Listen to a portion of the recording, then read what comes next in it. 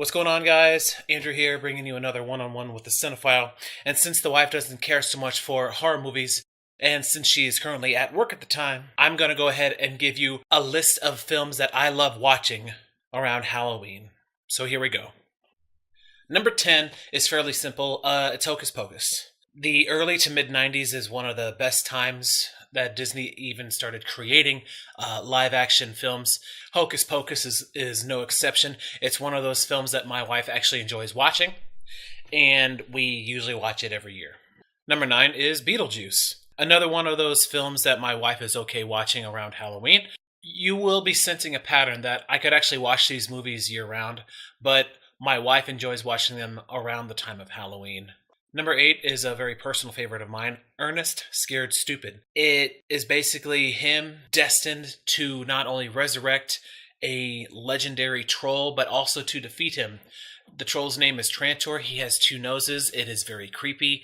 This movie freaked me out as a kid. The troll was able to turn children into little wooden dolls. Very creepy. Number 7, I could do a list on this by itself, is the entire Friday the 13th series. Mostly because the wife looks at this type of stuff as slasher films, and after watching the movies, I usually explain how this person got killed this way, and she's usually okay with that. Jason is one of my all-time favorites, so I always choose Friday the 13th over anything else. Plus, she enjoys listening to director commentary while I watch the movies. Number 6, The Texas Chainsaw Massacre, originally directed by the late great Tobe Hooper. It's about a crazy killer in Texas with a chainsaw, and he wears a mask of human skin over his face. The surprising part of this is that there's little to no blood. It's a lot of psychological stuff, and that's usually what the wife doesn't care for. She doesn't really mind a lot of blood and violence. It's the psychological thing, that whole sense of fear and terror, which is exactly what the Texas Chainsaw Massacre does. I watched this as a kid. It scared the crap out of me. The noise of a chainsaw scared the crap out of me for a long time. Number 5, The Exorcist. John Landis said it best. The Exorcist will make an atheist believe in God. Not only did I watch this film for the first time with my mother, I had to get up and leave the room a couple of times. And she understood. I came back every single time, and we finished it together. But when I was a kid, I was shocked at the brutality of what this little girl went through. And after growing up and getting like the collector's edition and watching all of the special features, I was amazed at how great of an actor Linda Blair was as a child. Number 4 is a big one. It's just simply titled Zombies, Zombies, Zombies. Night of the Living Dead, Dawn of the Dead, Day of the Dead, Return of the Living Dead's Part 1 and 2, Zombie, Shaun of the Dead, Zombieland. Zombies in general are one of my all-time favorite monsters. Return of the Living Dead traumatized me as a kid, and I would occasionally, even to this day, have dreams revolving around zombies. On a personal note, I was loving zombies before zombies became mainstream and cool. I had plans for the zombie apocalypse when I was 10 years old. As I said before, my first encounter was with Return of the Living Dead. Then after that, it was the Tom Savini remake of Night of the Living Dead in color with Tony Todd. And then I went back to Dawn of the Dead, and then Day of the Dead. And then I watched Zombie, mainly because I heard a zombie was wrestling with a shark in that movie, which was pretty funny, actually. Over the years, I grow fond of the zombie horror genre for the sheer fact of prosthetics, special makeup effects, and what Tom Savini essentially did in Dawn of the Dead, and bringing these creatures to life and really showing us how they devour a human being. So I have more respect for the zombie character, especially since they've come from voodoo rituals, raising people from the dead, essentially to do the bidding of the living. That's essentially where it originally came from. If you watch the film Zombie, it originated in a tropical island where if you're buried here, you are resurrected. Something happens, one person is put on a boat, comes back to the city, and the entire outbreak begins. It's mainly by chance. So they claim that Zombie is a prequel to the original Night of the Living Dead. But you can take that with a grain of salt and view it for yourself.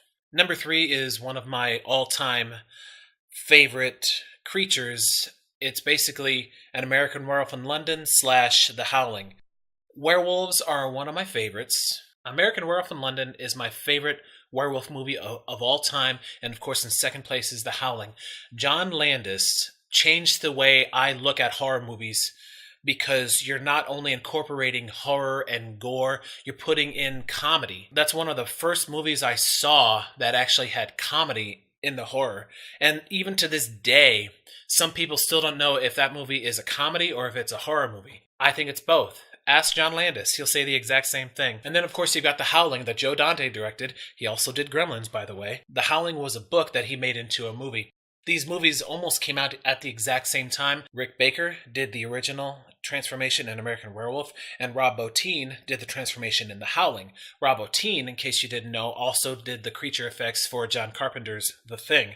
These two guys invaded my dreams for the better part of a decade in my childhood. And if you group Greg Nicotero and Tom Savini in there, these 4 men basically turned my dreams into nightmares. Number 2 is actually the Halloween franchise.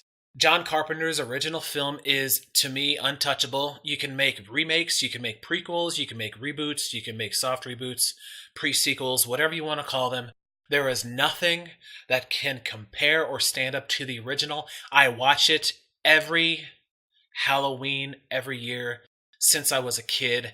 It is a classic. If you view George Romero's Night of the Living Dead as basically the grandfather, the godfather, the one that started every zombie movie after it, John Carpenter is responsible for kickstarting the slasher film genre with Michael Myers or The Shape in the movie Halloween. Though there have been plenty of sequels, bad movies, rip-offs, and continuations of the origin, the one original still remains true, and it is still loved to this day.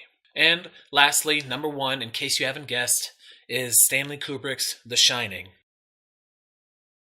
For those of you who don't know, I am a big fan of Stanley Kubrick. This is actually one of the first films I ever watched that belonged to Stanley Kubrick, mainly because Jack Nicholson starred in the film. It eventually started with Jack Nicholson as the Joker, which wanted me to start looking into other movies starring Jack Nicholson. And since I loved horror movies as a kid anyway, this naturally gravitated me toward The Shining. I wouldn't necessarily say The Shining is a horror movie. It is a scary movie, it is a thrilling movie, it is a terrifying movie. And I think Jack Nicholson portrays the perfect type of character in this film. Stanley Kubrick is awesome when it comes to music, when it comes to cinematography, and you see it a lot in this film. I think the best thing that Kubrick portrayed in this film is the sense of isolation. If someone would go crazy out in the woods and get snowed in, would they eventually kill their loved ones? I could ramble on and on. I could do videos on each and every one of these films. Maybe I will, maybe I won't. I don't know. I'll see what I'm doing. Anyway, those are my top 10 films that I always watch around Halloween. Guys, what are your top 10? Are some of these movies in your top 10? If you have any thoughts or comments, please let me know. And as always, don't forget to subscribe.